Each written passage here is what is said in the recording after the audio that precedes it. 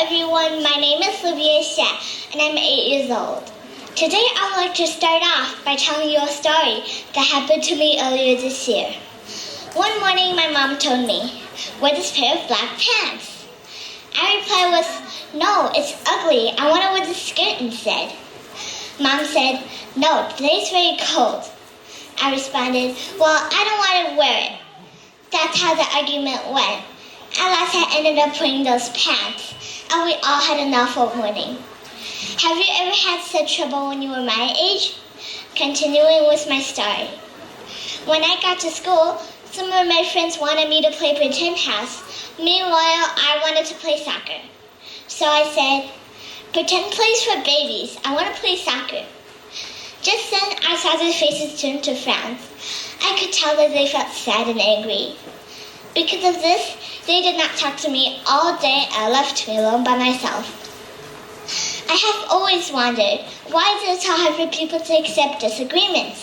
How can one express a different opinion and at the same time your use of one will make others feel upset or furious? Well, today I'm going to discuss some ways of disagreeing politely without making others feel disturbed. Firstly, when using an I sentence, you might want to rephrase it like, "I want to know how you feel." Or maybe, "I know you don't like it when people disagree with you, but I'm not going to change my opinion."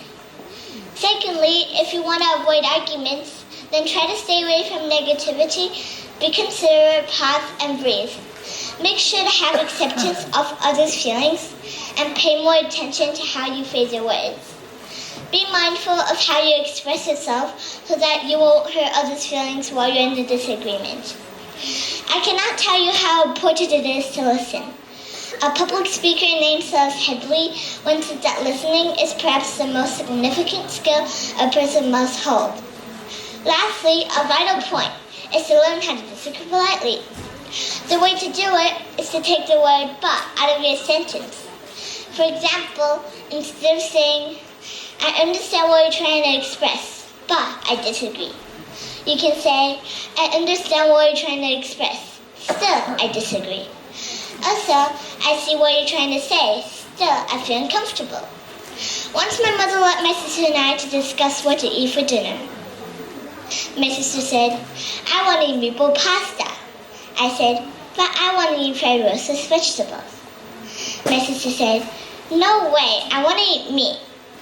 It occurred to me that I had a better way of disagreeing. So I said, "I know you want to eat pasta. It's very delicious." My sister nodded at me. Then I continued, "If we eat too much meat in the evening, we cannot sleep well. What do you say if we eat meatball pasta tomorrow afternoon?" Then she answered, I think you're right. Let's go tell Mom." As you can see, the best way to disagree is to accept others' feelings first. Yet, make your own decision to respect yourself.